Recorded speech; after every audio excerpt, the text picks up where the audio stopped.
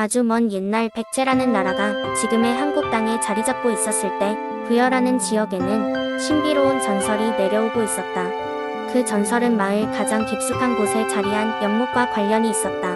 그 연못은 평범한 연못처럼 보이지만 달이 가득 차오르는 밤이면 하늘의 별들이 물 위에서 빛나는 모습을 볼 수 있었다. 그 연못 근처에 사는 소녀 아리는 호기심이 많고 꿈이 많았다. 그녀는 마을 사람들로부터 연못에 관한 수많은 이야기를 들으며 자랐다. 어른들은 그 연못 속에 백제의 영혼이 깃들어 있어 천년의 시간이 지나도 꺼지지 않는 비밀의 불꽃이 숨쉬고 있다고 말했다. 하지만 아무도 그 불꽃을 본 적은 없었다.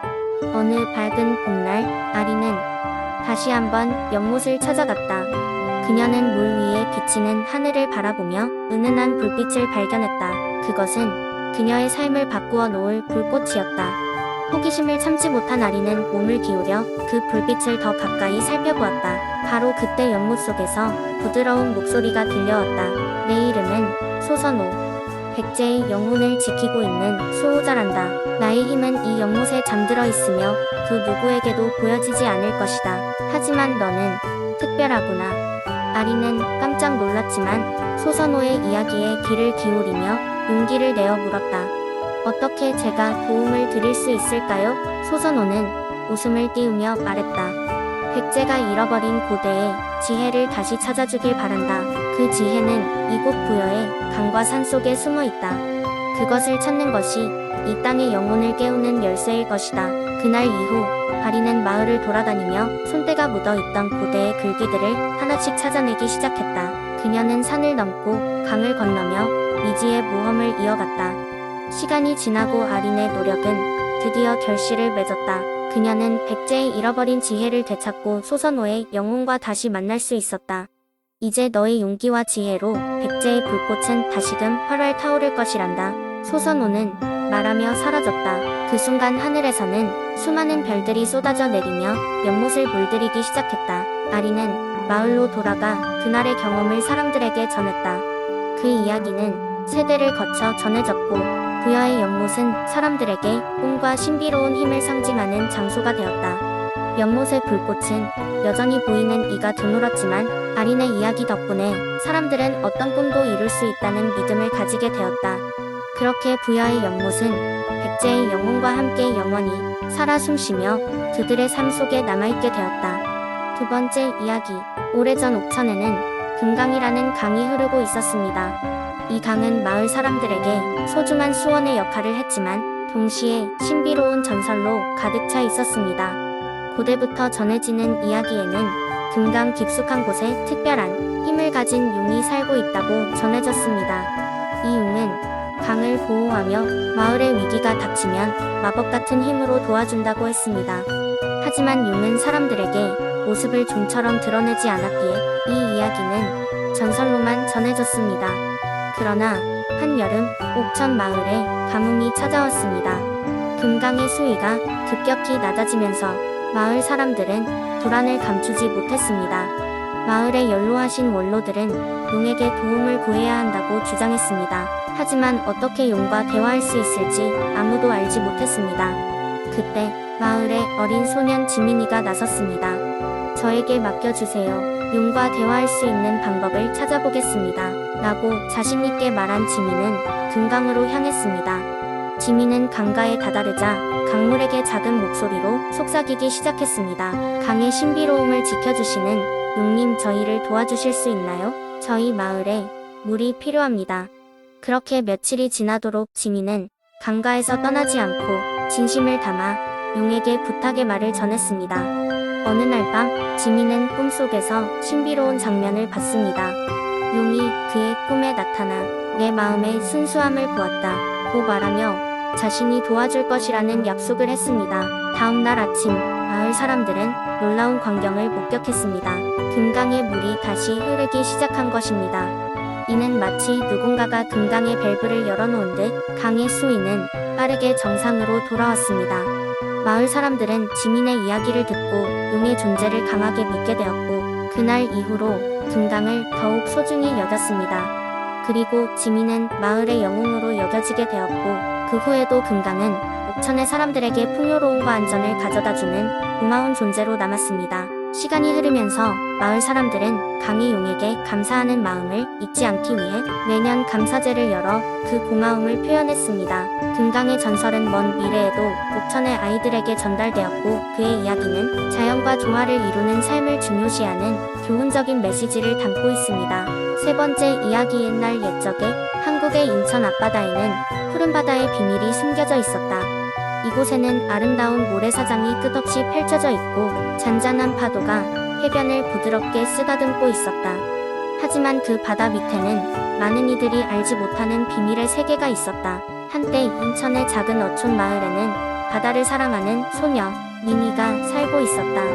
미니는 매일 아침 일찍 바닷가로 나가 조개를 잡고 해변을 산책하며 하루를 시작했다. 그녀는 부모님이 돌아가신 후 할머니와 함께 살고 있었고, 할머니는 미니에게 항상 바다의 소중함과 자연을 존중하는 법을 가르쳤다. 어느 날 미니는 평소처럼 해변을 걷다가 반짝이는 무언가를 발견했다. 그것은 찾기 힘든 희귀한 조개로 껍데기에 각인된 독특한 문양이 마치 마법처럼 아름다웠다. 미니는 그 조개를 집으로 가져와 할머니에게 보여주었다.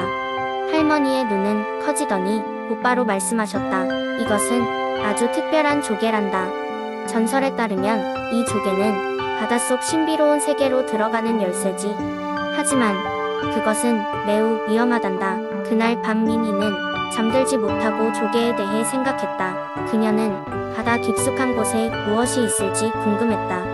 결국 호기심을 참지 못한 미니는 조개를 손에 쥐고 바닷가로 나갔다. 깊은 바닷속으로 걸어가자 조개에서 밝은 빛이 발산되며 물이 갈라지고 비밀스러운 길이 나타났다. 미니는 조심스럽게 그곳으로 들어갔다. 길을 따라가다 보니 미니는 바다의 세계가 펼쳐진 것을 보게 되었다. 그곳에는 형형색색의 산호초와 함께 환상적인 물고기가 춤을 추고 있었다. 그리고 중심에는 놀라운 궁전이 자리 잡고 있었다. 궁전 앞에서는 바다의 여신이 미니를 반갑게 맞이했다. 여신은 미니에게 이곳이 바다의 노래가 지배하는 곳이며 그 노래는 육지와 바다의 조화를 이루는 힘을 가지고 있다고 설명했다. 또한 바다의 노래를 듣게 되면 바다가 인간에게 주는 메시지를 이해할 수 있게 된다고 했다. 여신은 미니에게 바다의 노래를 선물로 주겠다고 하면서 조심해서 사용하라고 당부했다. 미니는 감사의 인사를 전한 뒤 여신의 안내로 다시 육지로 돌아올 수 있었다. 미니는 그 후부터 바다의 소리에 더 귀를 기울였고, 마을 사람들에게 자연을 보호하고 바다의 목소리를 듣는 방법을 전했다. 이후로도 인천의 바다는 여전히 조용한 듯 했지만 그 속에 깃든 이야기는 미니와 마을 사람들을 통해 영원히 기억되었다. 그들은 언제나 바다의 노래를 듣고 이해하며 바다와 함께 살아가기로 했던 것이다. 네 번째 이야기. 옛날 옛적 한국의 서해안에 위치한 신안이라는 작은 섬이 있었습니다. 신안은 광활한 소금밭으로 유명했으며 그 소금밭은 천사의 손길로 만들어졌다는 전설이 전해져 오고 있었습니다. 아주 먼 옛날 하늘에서 천사들이 내려와 인간 세상에 도움을 주던 시절이 있었어요. 그중 하나인 이름 모를 천사는 아주 특별한 임무를 맡았죠. 바로 신안의 소금밭을 돌보고 지키는 일이었습니다. 천사는 매일 아침 해가 뜨기 전 소금밭으로 내려왔습니다. 그는 바람을 타고 서서히 내려와 소금밭 위를 살랑살랑 날았습니다. 그의 손길이 닿은 곳은 마치 마법처럼 순백의 소금 결정으로 반짝였습니다. 사람들은 그것을 보고 천사가 소금밭을 돌보러 온 것이라 믿었어요. 이렇게 천사는 봄, 여름, 가을, 겨울 4계절 내내 쉬지 않고 소금밭을 돌봤습니다.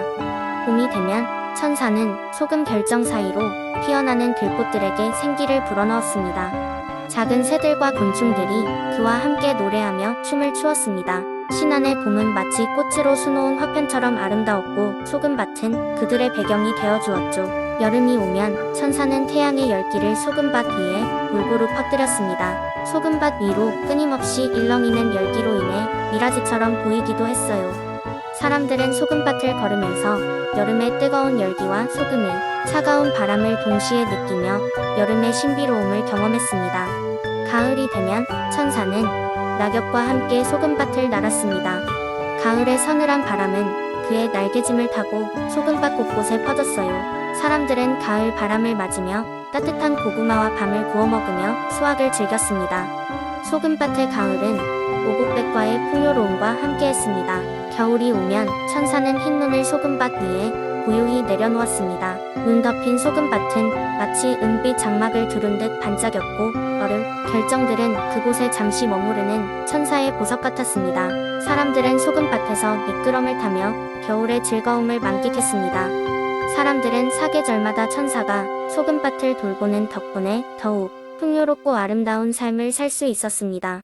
그리고 천사는 매일같이 새롭고 놀라운 경치를 만들어내며 사람들에게 선물을 주었습니다. 시간이 흘러 천사의 흔적은 더 이상 보이지 않았지만 신안의 소금밭은 여전히 사계절의 신비로운 변화를 겪고 있으며 전설 속 천사의 이야기는 사람들 가슴속에서 영원히 간직되어 왔습니다. 신안의 소금밭은 변치 않는 자연의 아름다움을 간직한 채 지금도 많은 이들에게 영감을 주고 있습니다. 다섯 번째 이야기. 옛날 한국의 해남이라는 곳에 염종필이라는 어부가 살고 있었습니다. 염종필은 해남의 고요한 바다와 아름다운 섬들에 둘러싸여 평화로운 삶을 살고 있었지만 어느 날 밤 꿈에서 신비로운 목소리를 듣게 되었습니다. 그 목소리는 바다 깊숙한 곳에 숨겨진 보물이 너를 기다리고 있다네 라고 말했습니다. 꿈이 너무 생생했던 나머지 염종필은 다음날 아침 배를 타고 대담한 모험을 떠나기로 결심했습니다. 해가 떠오를 무렵 염종필은 준비를 마치고 바다로 나갔습니다. 고요한 바다의 일렁이는 파도를 가르며 그는 해남의 아름다운 자연을 가로질렀습니다. 바다 한가운데 이르렀을 때 용왕이라는 전설 속에 거대한 해룡이 나타나 염종필을 맞았습니다. 용왕은 그에게 내가 찾아온 것은 이곳의 중요한 비밀이다. 하지만 진정한 보물을 찾으려면 용기와 지혜가 필요한 법이라며 충고했습니다. 염종필은 용왕의 말을 새기며 여행을 계속했습니다. 그는 배를 진두르며 해저 깊은 곳으로 다가갔습니다. 그곳에는 화려한 산호초와 빛나는 해초 사이로 수많은 해양 생명체들이 춤추고 있었습니다. 그 중에서도 유독 눈에 띄는 것은 빛나는 진주 조개였습니다. 염종필은 진주 조개를 발견하고 그 신비로운 아름다움에 황홀해졌습니다. 하지만 그는 주변을 둘러보다가 저 멀리 떨어진 곳에 거대한 문어가 노려보고 있는 것을 보았습니다. 그 문어는 지혜를 상징하는 존재로 염종필의 이곳에 진정한 보물은 보이지 않는 곳에 있다 고 배웠습니다. 염종필은 문어의 말을 떠올리며 다시 한번 용기를 내어 바다를 탐험하던 중 해저의 작은 구석에서 오래된 신전의 입구를 발견했습니다. 신전은 고대의 문양으로 장식되어 있었고 그 안에는 해남 지역의 역사가 깃든 보물이 숨겨져 있었습니다. 염종필은 그 보물을 발견하고서야 신비로운 목소리가 그를 이끌었던 이유를 이해하게 되었습니다. 그는 그곳의 소중한 비밀을 간직하고 다시 지상으로 돌아와 해남의 사람들과 이야기를 나누었습니다. 염종필의 모험은 해남 사람들에게 용기와 지혜의 중요성을 일깨워 주었고 그로 인해 해남은 더욱 풍요롭고 지혜로운 지역으로 거듭나게 되었습니다. 해남의 바다는 여전히 아름답고 신비로우며 염종필의 이야기는 오늘날까지도 사람들에게 전해지고 있습니다.